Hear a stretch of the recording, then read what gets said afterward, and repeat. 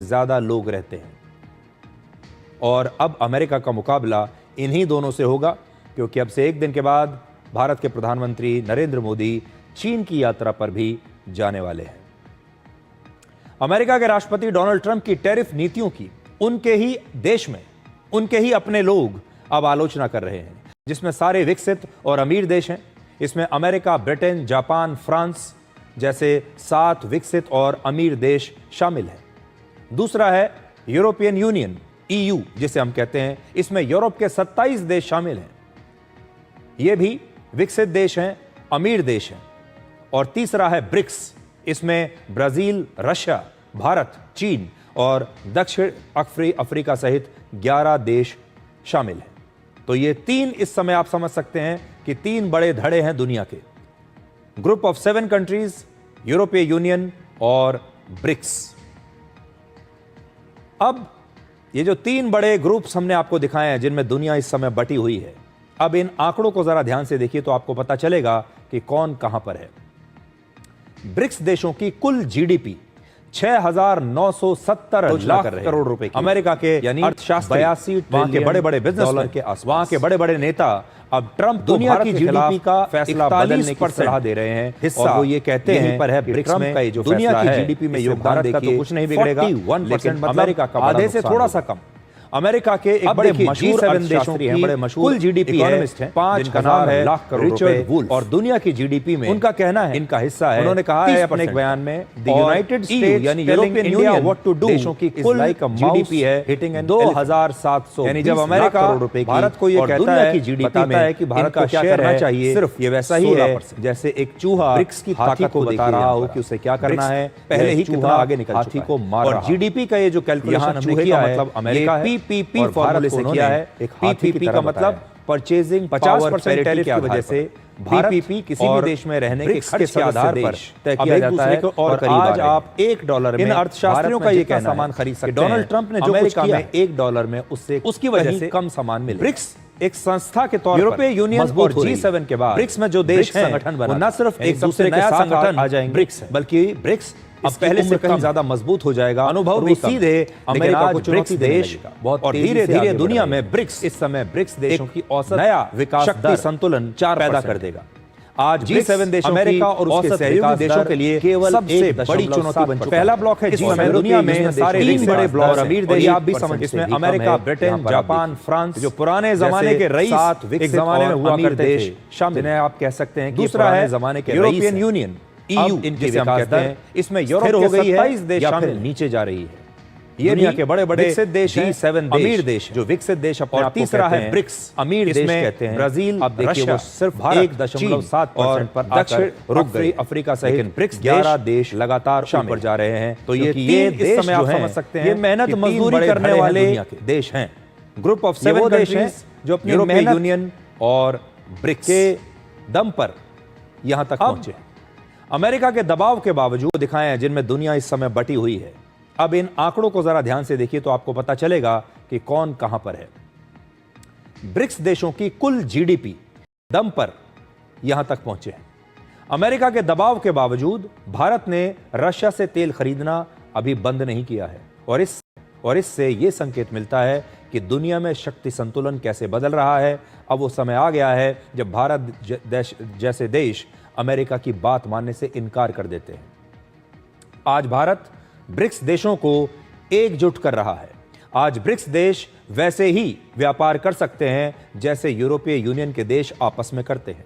यूरोपीय यूनियन के देशों के बीच जो व्यापार होता है वो बहुत आसान है। ये आपस में एक दूसरे को बहुत सारी छूट देते हैं, डिस्काउंट देते हैं, सब्सिडीज देते हैं और उनकी अपनी करेंसी है जिसका नाम है यूरो। आपने भी सुना होगा। अमेरिका के डॉलर को चुनौती देने के लिए वर्ष 1999 में यूरो की शुरुआत की गई थी और 26 साल बाद आज यूरो डॉलर के बाद अंतर्राष्ट्रीय कारोबार में सबसे ज्यादा इस्तेमाल होने वाली करेंसी बन गई है। पहले नंबर पर डॉलर है, दूसरे नंबर पर यूरो है। आज ब्रिक्स देश भी आपस में व्यापार करने को आसान बनाकर अपनी नई करेंसी बनाकर डॉलर को एक बहुत बड़ी चुनौती दे सकते हैं। अमेरिका के अर्थशास्त्री मानते हैं कि 50% टैरिफ की वजह से भारत अब दूसरे देशों में सामान बेच सकता है, जिससे ब्रिक्स देश और मजबूत होंगे और ट्रंप की नीतियों से अमेरिका को ही नुकसान होगा। अमेरिका के मशहूर अर्थशास्त्री रिचर्ड वुल्फ मानते हैं कि अमेरिका अपने पैरों पर कुल्हाड़ी मार रहा है। रशिया टुडे को उन्होंने एक इंटरव्यू दिया है और ये इंटरव्यू हम आपको रशिया टुडे के सौजन्य से दिखा रहे हैं। जरा देखिए अमेरिका के एक बहुत ही प्रतिष्ठित और बहुत बड़े इकोनॉमिस्ट इसके बारे में क्या कहते हैं। India is now, according to the United Nations, by population, the largest country on earth, having outgrown China, which used to have that position. If you do what the United States, what Mr. Trump is doing with these threats against India, who has a long historical relationship with Russia going back to the days of the Soviet Union and ever since, you are playing with a very different adversary. If you shut off the United States to India by big tariffs, India will have to find other places to sell its exports. But like Russia found another place to buy to sell its energy, India will sell its exports no longer to the United States, but to the rest of the BRICS.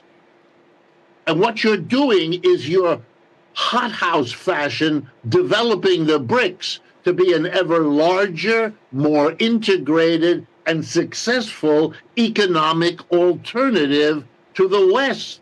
We are watching, as you put it, a historic moment, but it will be, for those with some humor, it will be the spectacle of the United States acting like it's the world's tough guy as what it actually does. Russia today के लिए काम करते हैं और उन्होंने ही ये interview किया है रिचर्ड वुल्फ का।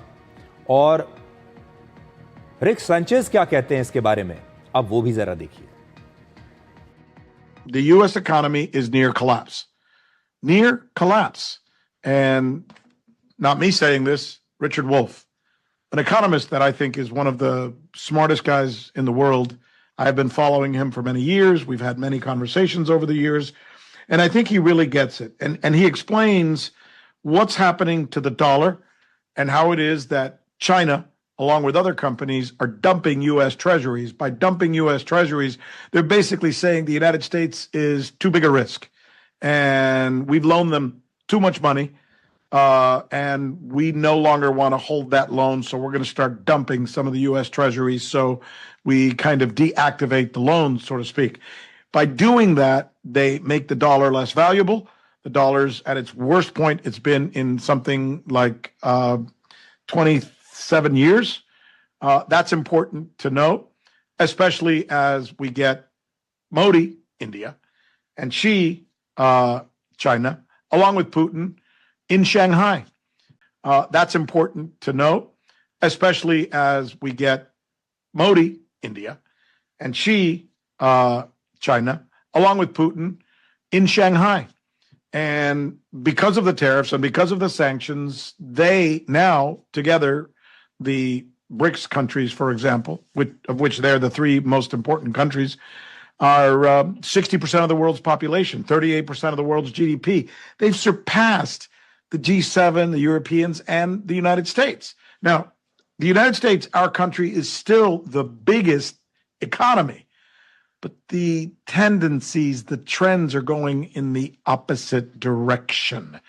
And that's why Wolff, he explains this better than I can. You're going to love his explanation.